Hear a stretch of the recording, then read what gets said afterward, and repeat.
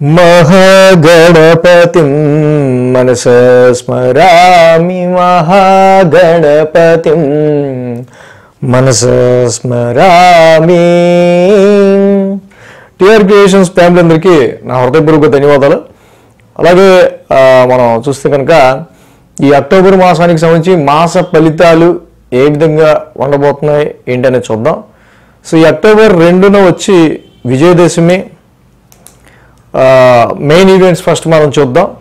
October 2 Vijayadashami, 9వ తారీఖు అట్లద్ద, 19 మాస శివరాత్రి, 19 మాస శివరాత్రి అండ్ 19వ తారీఖు నరక చతుర్దశి కూడా ఉంది అండ్ ధనలక్ష్మి వ్రతం. అలాగే 20వ తారీఖు దీపావళి, అందరికీ నచ్చిన మెచ్చిన పండుగ, దీపాల వరుస దీపావళి పండుగ. సో 25 నాగుల చవితి, అలాగే నాగపంచమి కూడా. సో ఇది మొత్తంగా మేజర్ ఈవెంట్స్ అక్టోబర్ మాసంలో ఇవి ఉన్నాయి. ఇంకా మనం ప్లానెటరీ ట్రాన్సిట్ విషయానికి వస్తే కనుక మాసగ్రహాలతో పాటుగా the big planet, long term planet గురుడు కూడా మారుతున్నాడు. అంటే డెఫినెట్గా ఈ సెప్టెంబర్ 15వ తారీఖు నుంచి సెప్టెంబర్ 3-4 వారాల నుంచి చాలా మార్పులు వచ్చాయి.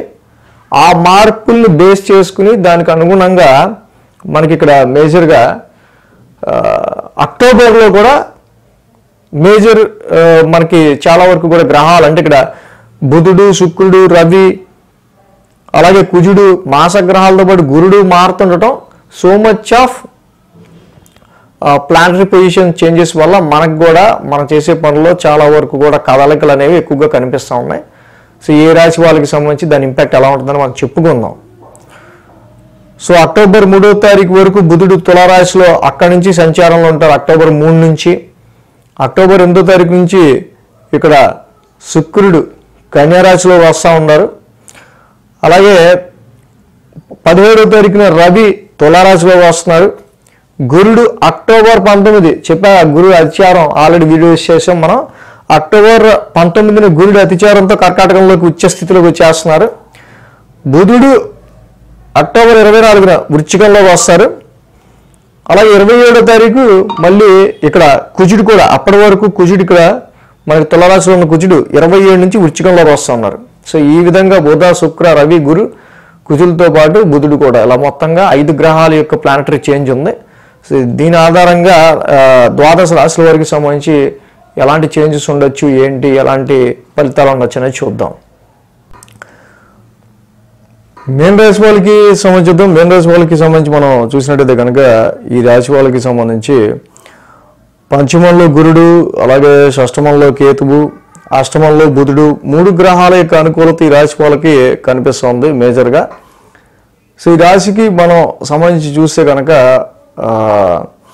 మేన్ రాశి వాళ్ళకి ఫస్ట్ మేజర్గా మనం చెప్పుకోదగింది ఏలినాటి శనిలో సంవాట్ కొంచెం రిలాక్సేషన్ కలిగించే విషయంగా చెప్పుకోవాలంటే కనుక అక్టోబర్ 19 నుంచి అతిచారంలో మారబోతున్న గురుడి యొక్క సంగతి.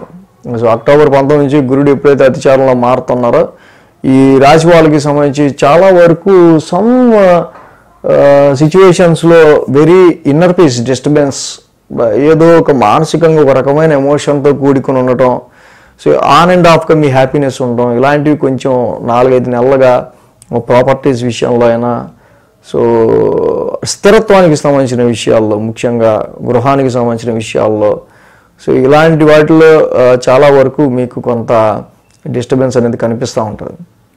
అటు గురువు గారు అతిచారంలో వస్తున్నారు. ఈ రాశికి రాశ్యాధిపతిని గురువు ఏం చేస్తున్నారంటే మొదటి 2 వారాలు చతుర్థ స్థానంలో నుండి చాలా ఓవర్ స్పీడ్లో వెళ్తున్నారు ఆయన. సో ఇక్కడ ఈ గురువు గారి అతిచారం, అర్ధాష్టమంలో గురువు గారి యొక్క సంచారం జనరల్గా జరుగుతుంది. సో ఓకే, ప్రొఫెషనల్గా కొంచెం ఒత్తిడి ఉంటుంది కానీ జాబ్కి ఎఫెక్ట్ ఉంటుంది, కానీ మానసికంగా మాత్రం కొంచెం నలిగిపోతుంటారు.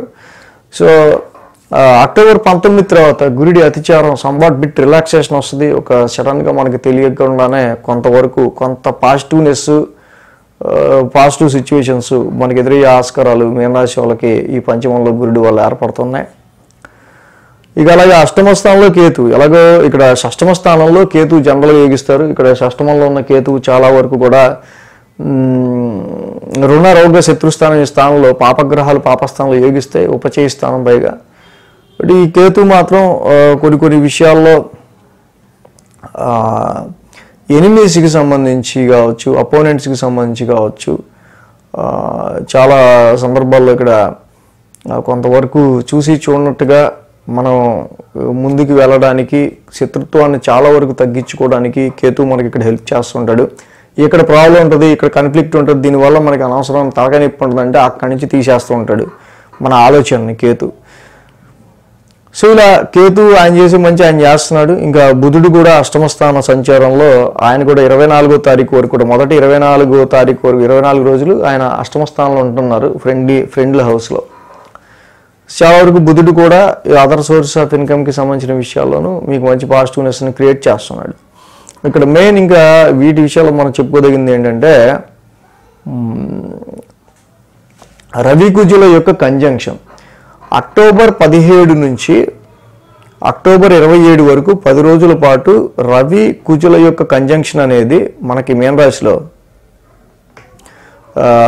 ఇక్కడ కనిపిస్తూ ఉంది.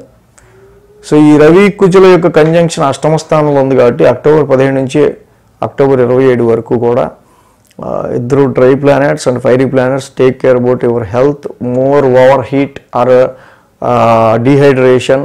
సో ఇలాంటి వాటికి కొంచెం దూరంగా ఉండటం.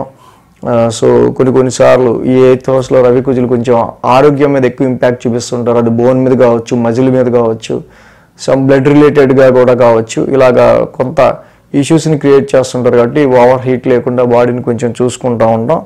అండ్ అగ్రెసివ్నెస్ ఇక్కడ రవి కుజులు అష్టమ స్థానంలో ఉండటం వల్ల మోర్ అగ్రెసివ్నెస్ కానీ, ఆవేశం కానీ, కోపం కానీ, ఆవేశంగా డ్రైవ్ చేయడం కానీ, కోపంతో నిర్ణయాలు తీసుకోవడం కానీ ఎట్టి పరిస్థితుల్లో మంచిది కాదు రవి కుజులు అష్టమ స్థానంలో ఉన్నప్పుడు. అక్టోబర్ 15 నుంచి అక్టోబర్ 27 వరకు కూడా ఈ సూత్రం పాటించాలి కంపల్సరీగా. అండ్ ఫైనాన్షియల్ వైజ్ ఈ రాశి వాళ్ళకి మనం చూస్తే కనుక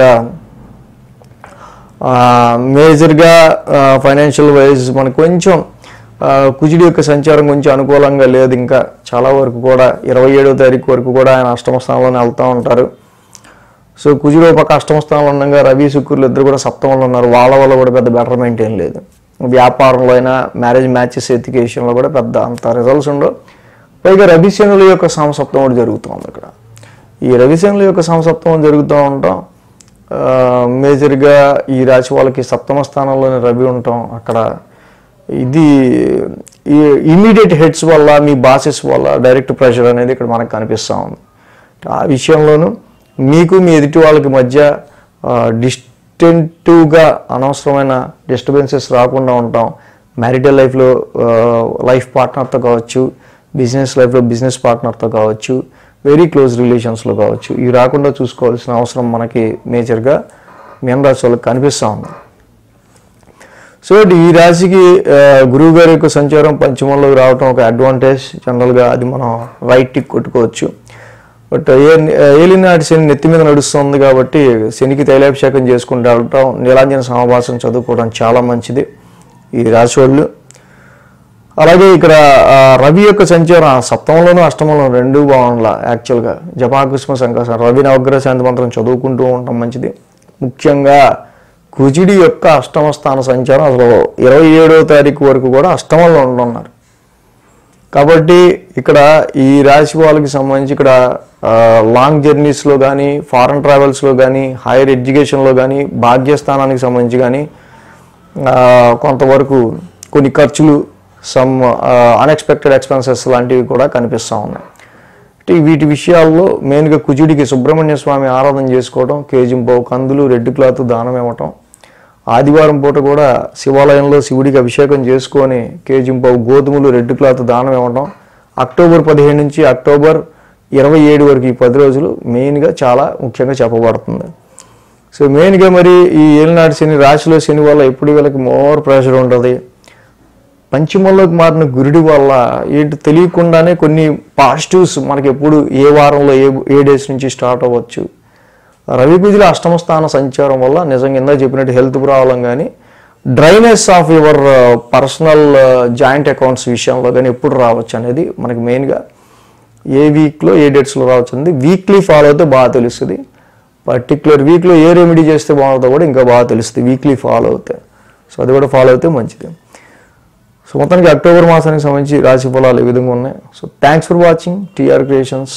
ధన్యవాదాలు. ఈ వీడియో కనుక మీకు నచ్చినట్లయితే లైక్ చేయండి, షేర్ చేయండి. మరిన్ని అప్డేట్స్ కోసం సబ్స్క్రైబ్ చేయడం మాత్రం మర్చిపోకండి.